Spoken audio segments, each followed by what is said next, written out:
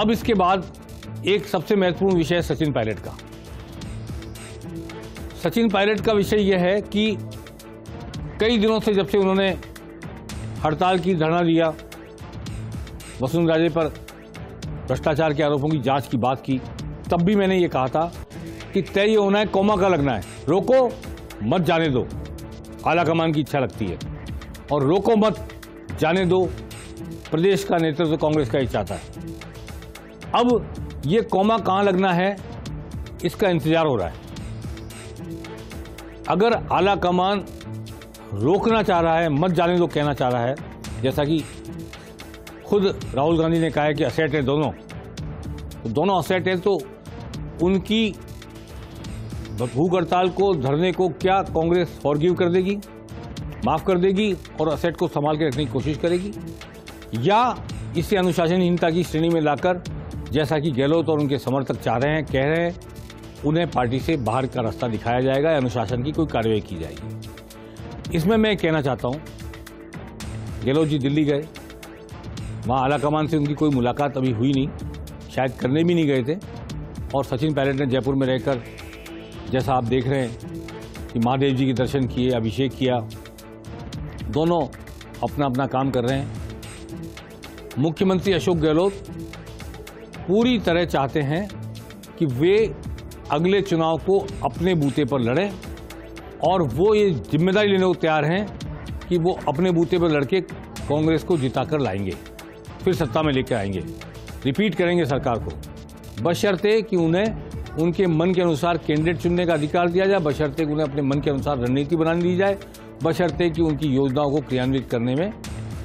सफलता उन्हें मिले। उधर सचिन पायलट जिस भी बात को कह रहे हैं,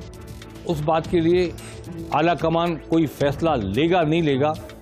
मैं यहां ये बात कहना चाहता हूं कि इंतजार भले करते रहें लोग, जब तक 10 मई तक कर्नाटक के चुनाव नहीं होंगे, कर्नाटक के नतीजे नहीं आएंगे, तब तक कांग्रेस आलाकमान इस मुद्दे पर कोई फैसला करेगा, इसमें मुझे शक है। मेरा राजनीतिक आंकलन ये कहता है कि 13 मई तक कांग्रेस आलाकमान गहलोत पायलट विवाद पर, सचिन पायलट के अनशन पर, तमाम तरह की शिकायतों पर, 25 सितंबर पर, मानेसर पर किसी तरह का कोई फैसला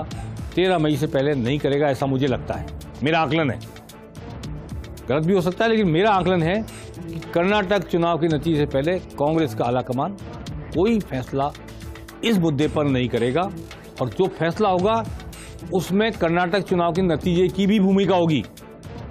कर्नाटक में कांग्रेस जीतती है, आलाकमान का व्यवहार अलग होगा, कांग्रेस हारती है, आलाकमान की सोच अलग होगी।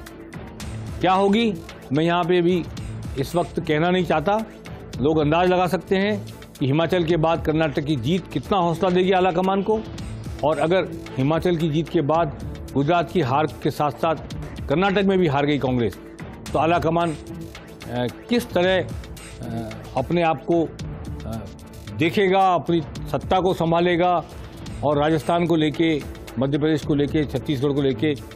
वहाँ के स्थानीय नेतृत्व के प्रति कितना समर्पित भाव से जाएगा, इसका अंदाजा लगाया जा सकता है। अभी ये भी मैं कहना चाहता हूं कि सिर्फ कांग्रेस नहीं, भाजपा में भी आलाकमान को कर्नाटक चुनाव के नतीजों का इंतजार रहेगा, राजस्थान के रियासत से। अगर कर्नाटक में भाजपा जीती, आलाकमान और मजबूत होगा, उसका हौसला बढ़ेगा, उसकी कांग्रेस के सामने लड़ने की ताकत कई गुनी बढ़ेगी, और अपनी पार्टी के भीतर जो नेतृत्व के सवाल पर उलझ रहा है आलाकमान बीजेपी का, उसका स्टैंड और कड़ा होगा। और अगर कर्नाटक में बीजेपी हारती है, तो son of the soil, daughter of the soil जो भी होंगे राजस्थान में, उनको आलाकमान तवज्जो देगा, उनको उनका सही स्थान देगा, उनकी बात सुनी जाएगी और उन्हें चुनाव में अहमियत दी जाएगी। तो मैं ये कहना चाहता हूं कि कर्नाटक के चुनाव के नतीजे राजस्थान की राजनीति पर भी अपना प्रभाव डालेंगे, और कांग्रेस और बीजेपी के दोनों आलाकमान इस इंतजार में हैं कि क्या नतीजे आते हैं, उसके अकॉर्डिंगली वो फैसला करेंगे। रोको मत जाने दो, रोको मत जाने दो, इस पर भी, और वसुंधरा राजे के सवाल पर भी फैसला शायद